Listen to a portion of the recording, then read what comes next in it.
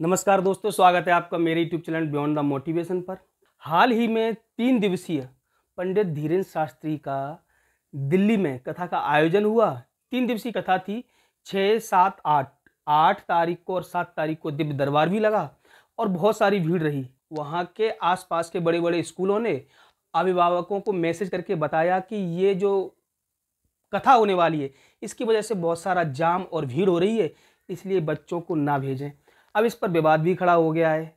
एक पत्रकार है साक्षी जोशी, इन्होंने बड़ी अभद्र भाषा में ट्वीट भी किया है। लोग उनको ट्रोल भी कर रहे हैं। 3 दिवसीय कथा में इतने लोग जुड़े, इतने लोग आए कि पूरी दिल्ली, ईस्ट दिल्ली पूरी तरह से जाम हो गई। ये कथा का आयोजन आईपी एक्सटेंशन रामलीला मैदान में हुआ था, जो पड़पनगंज इलाके में पड़ता है।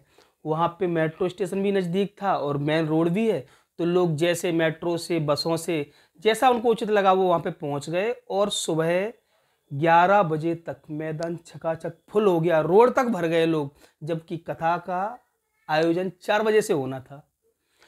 तो दोस्तों, अभी तक यदि आपने मेरे चैनल को सब्सक्राइब नहीं किया तो चैनल को सब्सक्राइब कर लें और बेल आइकन दबा लें, जिससे मेरे वीडियो की नोटिफिकेशन आपको प्राप्त होती रहेगी। वीडियो को अंत तक देख के मैं आपको समस्त जानकारी इस वीडियो में आपको उपलब्ध कराऊंगा कि उनकी कथा यहाँ कैसी रही, कौन कौन कथा में आया। तो दोस्तों, बात करते हैं पंडित धीरेन्द्र शास्त्री जी की, जो बहुत ही चर्चित हो चुके हैं, बहुत ही प्रसिद्ध हैं। उनकी बात करने का तरीका, उनकी कथा कहने का तरीका और विवादित बयान देने का भी तरीका। हाल ही में जो दिल्ली में कथा हुई, वहाँ पे आयोजक ने 70,000 लोगों की व्यवस्था की थी, लेकिन पंडित धीरेन्द्र शास्त्री के दीवाने, बोले तो पागल, वो तो 1 लाख से भी ज़्यादा लोग पहुँच गए। तो पंडाल में तो छोड़ो, आसपास की छत पे और बाहर की रोड पे कहीं भी जगह ही नहीं बची। एंट्री एग्जिट गेट दोनों पे भीड़ लग गई और लोगों को निराशा भी हुई। लेकिन धीरेन्द्र शास्त्री की जो आवाज़ सुन रहे थे वहाँ माइक से, तो वो उसी में संतुष्ट थे, खुश थे। 6 तारीख, 7 तारीख, 8 तारीख को कथा हो रही थी। 6 तारीख को कथा 4 बजे से होनी थी, लेकिन 11 बजे तक मैदान छकाछक फुल भर गया।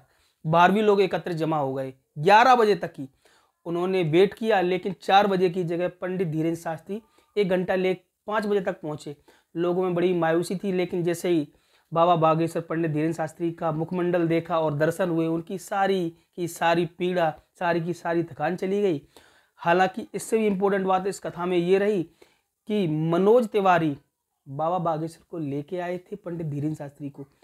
भारतीय जनता पार्टी के नेताओं की जो नज़दीकियाँ बाबा से हैं, यही सबसे ज़्यादा विवाद का विषय बनी हुई है, क्योंकि इधर बाबा बागेश्वर हिंदू राष्ट्र की घोषणा करते रहते, हिंदू राष्ट्र की मांग करते रहते, जयकारे लगवाते रहते हिंदू राष्ट्र के, और बीजेपी की जो नज़दीकियाँ हैं, क्योंकि मनोज तिवारी, आप चाहे पटना में जो कथा हुई और 2-1 कथा में, उनकी नज़दीकियाँ पंडित बागेश्वर धाम पंडित धीरेन्द्र शास्त्री से ज़्यादा ही है। और कथा में आशीर्वाद लेने के लिए बड़े ही क्रिकेटर प्रसिद्ध कुलदीप यादव जी पहुंचे, आशीर्वाद लिया, तो लोगों की और सुलग गई और लोगों में जलन हो गई, क्योंकि वैसे तो बहुत सारे लोग पहुंचे।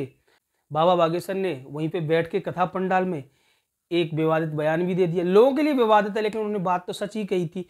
अरविंद केजरीवाल पर निशाना साधते हुए उन्होंने बोला कि मुफ्त की चीज़ें हमेशा घातक होती हैं, इनका परिणाम भविष्य में बहुत ही खराब होता है।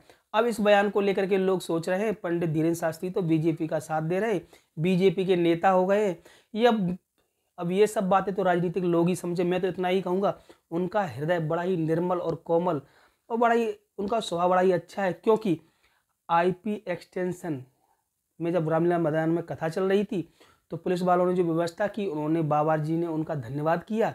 जब धन्यवाद किया तो ईस्ट डीसीपी ने उनको बुला लिया कि आप आइए, पधारिए और हमें सब आशीर्वाद दीजिए। तो बाबा बड़े निर्मल स्वभाव के हैं, तो शाम के वो वहाँ पर पहुँचे, तो मीटिंग रूम में उनकी व्यवस्था की गई। तो वहाँ पे डीएसपी, कमिश्नर, बहुत बड़े अधिकारी बैठे हुए थे, सबसे मुलाकात की, उसके फ़ोटो भी वायरल हो रहे हैं।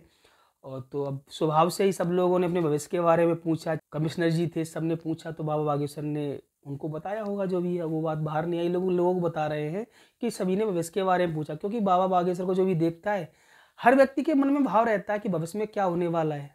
लेकिन दोस्तों, मैं यहाँ ये बता दूँ, भविष्य में वही होने वाला है जो आप वर्तमान में कर्म अपने कर रहे हैं। अगर आपके कर्म अच्छे हैं तो भविष्य में आपके कर्म के अकॉर्डिंग जो घटित होगा वही घटित होगा।